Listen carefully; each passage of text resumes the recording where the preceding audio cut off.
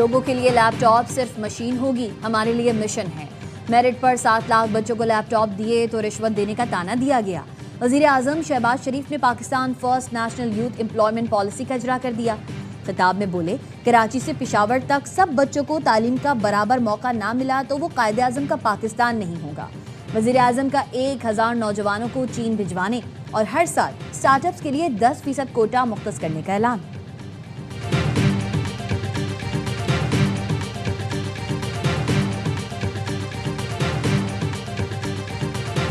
پاکستان کی حکومت، فوج اور عوام عالم اسلام کا عظیم اثاثہ ہے۔ خوشی ہے وزیر اعظم اور فیلڈ مارشل علاقائی معاملات میں پہلے سے زیادہ فعال کردار ادا کر رہے ہیں۔ ایرانی قومی سلامتی کونسل کے سربراہ محسن رضائی کی محسن نقوی سے ملاقات میں گفتگو۔ محسن رضائی نے کہا، ایران پاکستان کو اسٹریٹجک شراکت دار سمجھتا ہے۔ دونوں ملکوں کے رہنماؤں، حکومتوں، فوجی کمانڈروں کے تعلقات اہم سرمایہ ہیں۔ محسن نقوی نے محسن رضائی کو سپریم نیشنل سیکیورٹی کونسل کی سربراہی ملنے پر مبارکباد دی۔ کہا، ایران اور پاکستان کے تعلقات مستحکم اور اٹوٹ ہیں۔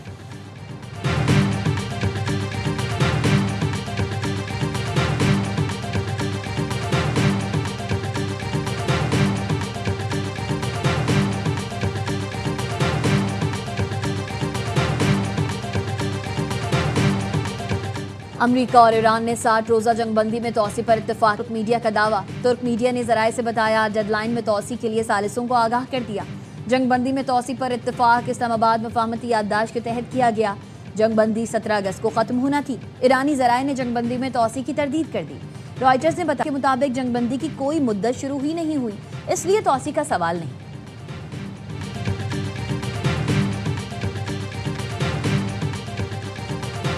امریکی بحری ناکہ بندی فولادی دیوار ہے، آبنائے ہرمز پر مکمل کنٹرول ہے اور اسے برقرار رکھیں گے۔ امریکی صدر کا ٹروتھ سوشل پر بیان، کہا، ایران ہماری اس ناکہ بندی کے خلاف کچھ بھی کرنے کی صلاحیت نہیں رکھتا۔ ایران اب مشرق وسطیٰ کا بہا، پاسداران انقلاب نے امریکی ناکہ بندی جھوٹ قرار دے دی۔ کہا، خلیج فارس میں اب ایک بھی امریکی جہاز موجود نہیں۔ جنگ سے پہلے اور دوران خلیج فارس میں امریکہ کے 30 سے 40 جنگی جہاز موجود تھے، اب ایک بھی نہیں۔ ایران سے جنگ میں دشمن کو نقصان اٹھانا پڑا۔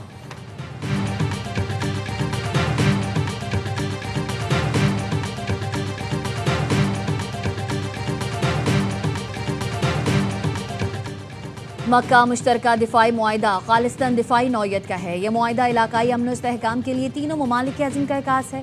معاہدے کے مطابق کسی ایک ملک پر حملہ سب پر حملہ تصور ہوگا۔ ترجمان دفتر خارجہ طاہر حسین اندرابی کا کہنا ہے، پاکستان مشرق وسطیٰ تنازع کے حل کے لیے پرخلوص کوششیں جاری رکھے ہوئے ہے۔ تمام تر چیلنجز کے باوجود قیام امن کے لیے کوشاں ہیں۔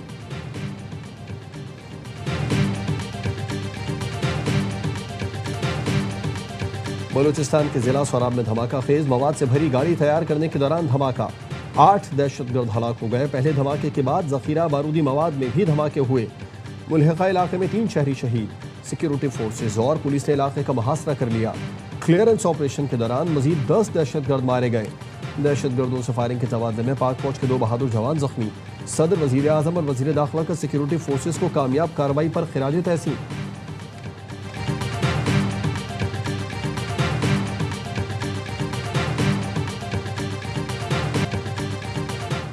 بانی پی ٹی آئی نے کہا تھا، سہیل آفریدی پالیسی بیان دیں کہ صوبے میں ڈرون حملے نہ ہوں، وہ صوبے کے عوام کے ساتھ کھڑے ہوں، ڈرون حملے نہ ہونے دیں۔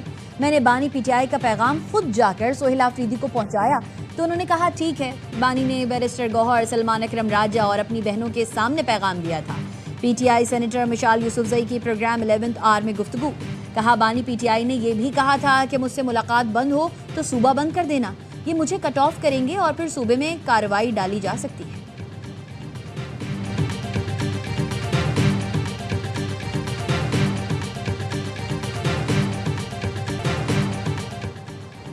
میر رضا قتل کیس کی تحقیقات میں اہم پیش رفت، تفتیشی حکام نے 10 افراد کی فہرست تیار کر لی، پوچھ گچھ کے لیے طلب کیا جائے گا۔ تفتیشی ذرائع کے مطابق فہرست میں شامل افراد سے میر رضا نے قرضہ لے رکھا تھا۔ میر رضا نے مبینہ طور پر عابد نامی شخص سے 2.25 کروڑ روپے سے زائد کا قرضہ لے رکھا تھا۔ مونی نامی شخص نے میر رضا کو 5 لاکھ روپے قرض دے رکھا تھا۔ مجموعی طور پر 10 افراد سے 5 کروڑ روپے سے زائد قرضے کی تفصیلات مرتب کر لی گئی۔ میر رضا کی اسمارٹ واچ اور موبائل فون NCCIA کے حوالے کر دیے گئے۔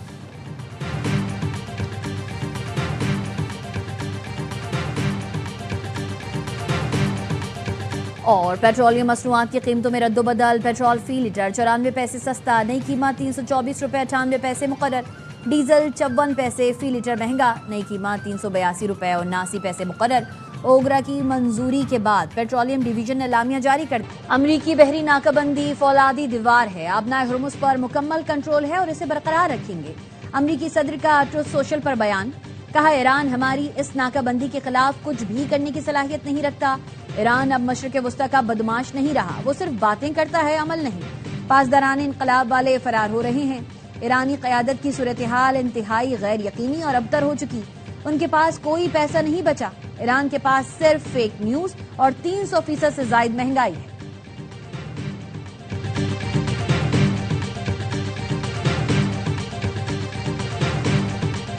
وزیر اعظم کی تقریر کے دوران مائک گر گیا، شہباز شریف نے ہنستے ہوئے کہا انتظامیہ نے سوچا ہوگا یہ مکے مار کر مائک گرا دیتا تھا، آج انہوں نے خود مائک گرا دیا ہے۔ فکر نہ کریں، یہ مکے صرف دشمن کے لیے ہیں، یہ مکے غربت ختم کرنے کے لیے ہیں۔ مکہ مشترکہ دفاعی معاہدہ کسی ملک کے خلاف نہیں، کسی ایک ملک پر حملہ تینوں پر حملہ سمجھا جائے گا۔ ترک صدر رجب طیب اردوان کا رواں اخبار کو انٹرویو، کہا معاہدہ دفاع کو بڑھاتا ہے، کسی ملک کو نشانہ نہیں بناتا۔ معاہدے کے ذریعے خطے کے استحکام کی تاریخی ذمہ داری اٹھائی ہے۔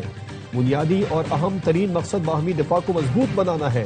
معاہدہ امن کے خواہاں تمام برادر ملکوں کے لیے کھلا ہے۔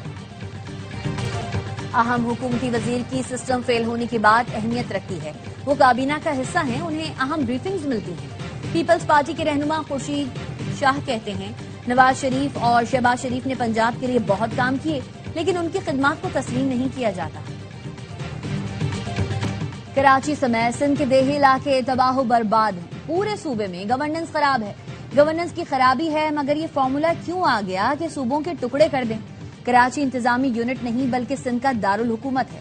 موجودہ حالات میں ایسے نقطہ نظر کو کیوں فروغ دیا جائے جس سے ٹکراؤ ہو؟ قومی عوامی تحریک کے سربراہ ایاز لطیف پلیجو کی پروگرام دی رپورٹرز میں گفتگو، کہا پاکستان کے چاروں صوبوں کے لوگ ہم سفر ہیں، رویہ بھی افہام و تفہیم کا ہونا چاہیے۔ صوبوں میں بھی فائنانس کمیشن ہونا چاہیے تاکہ ہر ضلع کو فنڈز ملے۔ صوبے کے بجٹ سے حصہ اضلاع کو منتقل ہونا چاہیے۔